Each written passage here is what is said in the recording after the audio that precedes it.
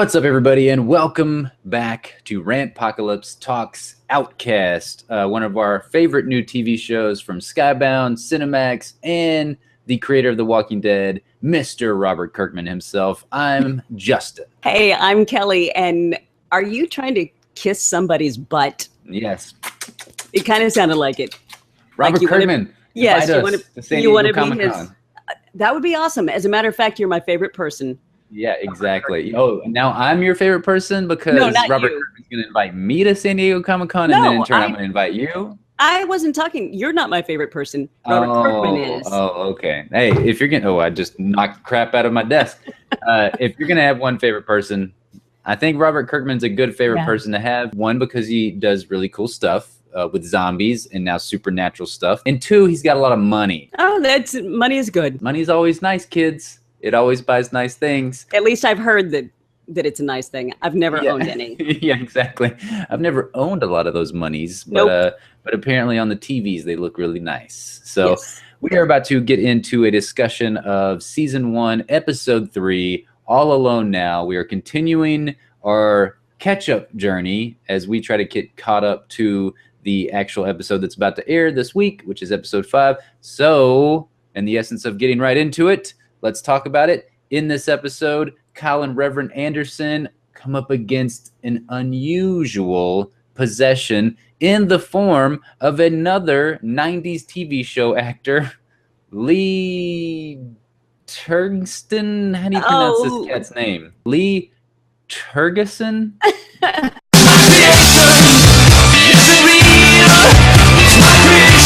From my heart and from my hands, why don't people understand my intention? Whatever. Take off. Lisa and I can hammer this out in the privacy of my futon. Right, honey? That's close. That's good enough. I don't know. Who knows? Only he knows how to pronounce his name because nobody else can do it. It was really nice getting to see him. He is the dick that you love to hate. So get right into it. What did you think about All Alone Now, this episode of Outcast? Oh, dang. I was kind of hoping you wouldn't ask me that. This was not my favorite. Well, we think alike on that. This was not my favorite as well. Man, we were on a high. You know, the first 2 episodes, like balls to the wall. Holy shit. Awesome episodes. And then episode 3, we're supposed to come up with the top 3. I just basically picked 3 things from this show and put it down because I didn't love this at all. It felt very much like a procedural. If we do this, we could do this week by week. Just take out this demon's name and put in another demon's name, and there we go. Yeah, that was very weird about this episode. It did feel very procedural-esque, which is weird because this is something that happens in the comic books, but in the comic books, it didn't feel that way. It didn't feel like I was watching an episode of NYPD Blue and you were catching the bad guy by the end of the episode. Or I guess CSI would probably be a better example because, maybe they had continuing storylines on NYPD Blue. I don't remember them. But yeah, this episode it didn't blow my socks off all that much compared to these amazing 2 first episodes. Probably the number one reason why it did not is because, as everybody knows, as I've got to point out almost every time we do these discussions, it's based off a source material. This is an adaptation of Robert Kirkman's comic book. And for me, when a TV show or a movie is an adaptation of something that's already out there and that is pretty much, for the most part, regarded as good to great source material, like a lot of critics really like Outcast, obviously a lot of us regular folks like Outcast. To me, the TV show's its purpose is to enrich the source material. And in this episode, they didn't really enrich the source material because of the way that they changed a few things up with Luke and Blake's relationship. I thought kind of hurt some of those scenes with Blake because in the comic book, Luke's not an asshole. Like, Luke was a complete dickhole in the beginning of this episode. So you didn't root for him, right? Okay, wait a minute. Where did you think that Luke was an asshole? Oh my God! The very beginning scenes. Maybe you need to go back and watch just the opening, like in the bowling alley. Yeah. In the bowling alley, Luke was such a dick to Blake. Like, Blake's just bowling, he's just trying to have a good time. Obviously, he's got something wrong with him. Who knows if it's diarrhea or it's a demon? It's one of those D words that's wrong with him. They're both bad. Yeah, they're both bad, and they're definitely bad when you're trying to bowl because you're moving around a lot, and that gets the stomach muscles all moving and stuff. But yeah, Luke was a complete dick to him in the opening scene. That wasn't in the comic books. I didn't see that at all. I mean, I just thought, kind of doing a little trash talking that buddies seem to do. But now I could be wrong. Maybe if I paid a little more attention to that. But it was a little bit extra. It wasn't the trash talking that friends do to one another. It's the trash talking that wannabe friends, fake friends do to one another. Yeah. Like the tearing each other down to look better in front of somebody else. You do that? Yeah. Being a dude, we talk mad shit to one another. You would think that we might not be real friends. Right. But there's just something about it that's different. Like the way that he was speaking to Blake, he was speaking down to him like he was some loser, and that Luke was the super cop, when yet Blake was the one that was elected top cop of the year or won some award, whatever it was. But the way that they did that, it took a little bit away from what ultimately happened with Blake and Luke's wife, Teresa. Like Terry. Yes, Teresa in the comic book. Sorry, Terry in the show. And for me, I didn't buy the relationship at all, because all it would have taken is, because obviously they've tried to set Blake up numerous times. And immediately he goes into telling this woman that, I just feel so honored because the lonely cow is being nice to me, or lonely fat chick, or whatever he called her, which she was not fat. She was not fat. She was very pretty, and she was very sweet. And you wouldn't even make it back to my house to kill me if you acted like that to my friend. That's very true. So yeah, it was very weird. Everything all around with introducing Blake just didn't work for me as opposed to how it did in the comic book. There was also a sense of, in the comic book, you really felt bad for this Luke guy. Their first initial meeting is like in a bar, and he looks like dog shit. Like he looks like he has been put through the ringer. And the way that they directly went from that scene of which was horrendous, the scene of Blake killing Terry, to basically them coming to the prison. And you just got to understand that they met off screen, that Rev and and the cop guy and Luke met off screen. And I didn't feel like that worked as well. Like, I get maybe the writer's room for the TV show is like, that scene doesn't really work out that well. I feel like they should have at least made him look more haggard. He was still extremely good looking. He didn't look like he'd just lost a lot of sleep about, one, the fact that his wife was murdered, and two, that it was his best friend and cop partner that did it. Yeah, I agree. He should have looked more haggard, and yeah, that's why I think they needed some of those additional scenes to where they could set that up, because it made it seem where it had been a little bit longer time that he'd been searching and searching. Because even in this episode, he tells them, I've lost everything. I've put my job on the line for this, but you didn't feel like it because you didn't see a little bit more of that happening, like the down and out ex-cop guy that something bad has gone wrong and he's in the bar boozing all the time now. I didn't get that from this character, which is very weird, because literally it's only a couple of panels in the comic book, so it's not like a whole lot of added scenes would have been needed. Right. But I think it would have helped the episode overall. So yeah, then I didn't like that. I mean, I just wrote down the stuff in this episode. Megan's stuff was a plus for me. Mark's stuff was a plus for me. That added to what you got out of the comics and everything. And then the Rev and Kyle stuff was it was a plus and a minus. Like, it felt very procedural-esque, like you said. But there was still cool stuff that happened between, their interactions. I liked the line where Rev says to Kyle, Jesus likes the buddy system. I thought that was a cool line. I did like that we get a little hint of some backstory with the Reverend's son when you see the picture and it goes flying out of the window. That was one of the interesting questions, though. What's up with Rev's son? Like, is there something more than the Reverend's son just left his life? Is the Reverend's son actually possessed by a demon? Right. Which would make it more interesting. It would make it very interesting. That would be crazy because, you know, he called him on the cell phone at the end of the episode or whatever, and it's like, I just need to hear your voice or whatever. I don't know what's going on there. He has some kind of strained relationship with his son. That one picture that he's like driving himself nuts. Like it's the only one. Yeah, well, it definitely seemed like it was the only one. Nowadays, it's like you just go to your Facebook and you're like, oh, Exactly. there's all those millions of pictures because nobody has actual pictures in their house. I mean, behind me, I have all sorts of random ass. I do not see a picture of me anywhere. Do I see a picture of me behind you, punk? Okay, well, that's because you got all freaked out. You said, "Oh, I hate when I see that picture of me in my graduation costume." That one's not too bad. That one's not as bad as some of the other ones where you can see like the major frosted tips in sync looking hair. Oh yeah, I have those. I bad. will definitely be breaking those out. So yeah, you can put that one up. Like make it like it just big giant size. Huge, yeah. But I'm pretty sure I have a picture of you that I think you told me you would kill me or something if I ever put that up. It was from one of these Google Hangouts or something, and I got it recorded, so you best watch your ass. All right. So, and some other questions I had from this episode, why does Chief Giles feel so damn shady? Like, what is going on with him? It was interesting because the first couple of episodes, I thought, man, this guy's, he's cool. He's just a very laid back cop, kind of down to earth and just going to let Mark do his thing. But now suddenly, I mean, dude is shady. Yeah. As all get out.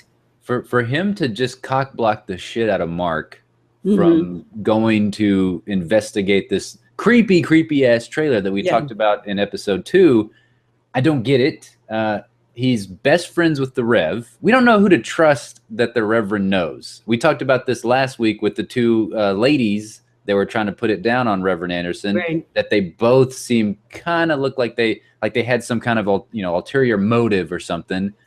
So I'm wondering, is everybody in Reverend Anderson's life bad? Is Kyle the only innocent person in all of this? There's gonna be a lot of bad shit that happens in the show. We see something that really sucked. That we do our top 3. That was definitely a not top 3 moment for me, seeing Norval get killed at the end or / kill himself. But I don't think that Norval killed himself. I don't think so either, because and that's like my number one thing was his apparent suicide. And of course, we see that supposedly he's cut his wrist with the straight razor. And the last time we'd seen the straight razor was Sydney. We saw him shaving his face with a straight razor. Who uses a straight razor? I don't know. Only really creepy horror movie dudes. Yeah, or really like old Western badass dudes. I mean, I guess. If I had to use a straight razor, I would have no face anymore. Oh, you would bleed to death on, suicide by shaving. Yeah, I couldn't do it. Couldn't use a straight razor. Sydney, he is a badass using that straight razor, but why the hell does he have to have all that damn medicine? Like, he had a lot of pills. Well, most of it was vitamins. I will say that, because I know my difference between my pills and my vitamins, because I have a lot of both. You're like, I've got a degree in those. So. Exactly. So I don't know. Is he super old? It's weird seeing him. I mean, he's hacking up the blood. I don't know. I can't wait to find out more about him. Why the hell he's got to have like 50 bazillion vitamins to in order to survive if he is indeed the devil. And why did he pick Norval to kill? I mean, what happened there? I don't know. I mean, other than the fact that Norval is Kyle's neighbor, and we know that this Sydney character seems to have an affinity for Reverend Anderson and Kyle. He's one to keep close tabs on them. So I don't know. Why couldn't he just buy his house? I mean, shit, you got to go kill Norval? Right. It just seems like if I was going to hurt Kyle, I could pick a lot of other people to kill. Sadly, I knew he was going to be a goner. Did you? Yeah. See, I thought he was a major character that was going to stick around, because he seemed like he was just that, the nice neighbor that was going to maybe have Kyle's back. And maybe that's why he ended up getting killed. If he is indeed taken out by Sydney, because, the straight razor was the same one. If that's who took him out, maybe it was because, he wants to look in on Kyle and he can't have this other guy, Norval, Right. constantly like poking in. You don't see his body or anything in the comic book, so that was a nice little addition to the show to see the little quite gruesomeness at the end. Yes. Okay, so what is your top 3 really quickly?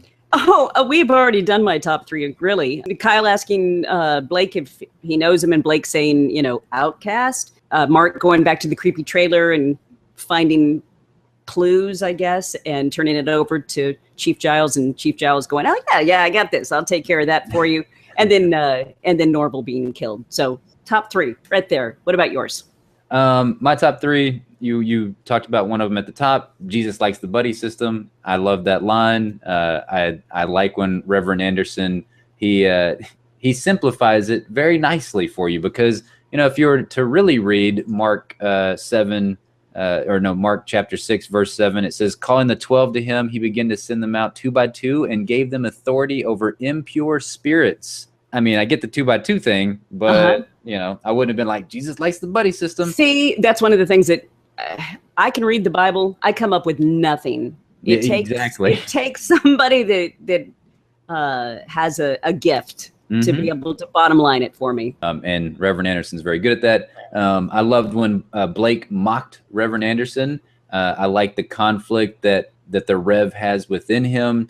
I think that makes his character very interesting, because you see Blake calling him out in this episode saying, what the hell are you even here for? You don't have the power. You're the true believer, but God doesn't give you these gifts like he gives Kyle, who doesn't believe in anything at this point. So I like that internal struggle, seeing that on the screen. It was so interesting to see the Reverend, you know, he's got the cross on Blake's head. And I mean, he's trying really, really hard to cast those demons out by, like, if he pushes down hard enough, it's gonna go away. And you can see that he's just struggling, and he's I could see that there could be some conflict between Kyle and the Reverend. Yeah, he is jealous. There's no doubt about it that I'm sure that he's jealous, but I think he's able to rein it in because Kyle's helping them on the crusade. But you could see their paths diverge at some point whenever Reverend Anderson's like, you know, F you, man. Yeah. Why do you get all these gifts? It's a sin, though, for him That's to be true. jealous. That's very true. And he is the Rev, so he shouldn't be sinning. Right. But I think he drops a lot of F-bombs. And the picture goes flying out of the window of his car, and he's in the field, and he's, you know, GD it, you know, Yeah, and I'm exactly. like, okay. Favorite Reverend ever. Best, the best Reverend. Because, I mean, come on, people. I like reverends and I like preachers and priests that are real freaking people. Right. Like these bullshitters that are like, oh my Holier goodness, I than don't thou. do anything ever in life. No, fuck off. You know Yeah. you do shit. And then my last top 3 one is the revelation that Mike Tysoning someone doesn't save everybody. Thank God, because that was going to be really, that was getting a little old, you know? If we would have kept seeing that over and over again, it's like, oh, I gotta beat the hell out of them. Why not just go straight to the SmackDown then? As soon as you walk in, you just walk in and you just and then bleed into their mouth. Yeah, or just go to the blood bank and donate blood and take it with you or something. Like, right. I mean, I don't get, you know, he's like, all right, I gotta beat this dude's ass until my hands start bleeding everywhere to get the blood on him. Right. I think I would just have some spare blood bags just hanging around. I'm like, bitch, just throw it in their face. Yeah. You can definitely tell that Blake, there's something more to the demon inside of him than there was for Joshua. So I'm really excited about that. And overall, I guess I'll give my score real quickly since I'm getting into it anyway. I'm going to give it 3.5 bacons out of 5. It wasn't the worst episode. There was still a lot of fun stuff. The Mark stuff is interesting. That's something totally new. So I don't know what the hell's going on there. The fact that Megan in this episode, they showed a little bit more of the backstory of why she has an issue with this one individual. And I like that they gave her a little bit more than they did in the comic book. There was just some issues with some of the ways they took the source material for me that just didn't translate as well as I wanted to. I think we might be related. I don't know if you can see my score. It says Damn. 3.5 bacons. So there We you are go. related. Yes. The best mother and son Outcast duo in the world, because there Exactly. aren't any. And we're it. Yeah, this is all you got, people. This is it. Okay, well, we want to know your thoughts on Outcast Season 1, Episode 3. Put all your comments in the comment box down below or email them to us, rantpocalypse@gmail.com. You can follow us on Twitter. We would love for you to do that. It's at Rantpocalypse, and it's RANTPOC, or you just look on the screen right there. Do that. Yeah, just do that. Do that. Yeah, don't try to make me spell, damn it. All right, we're going to be back with our discussion on Season 1, Episode 4. And hit that subscribe button on YouTube for more of our content. Thanks so much. Bye-bye. Bye-bye.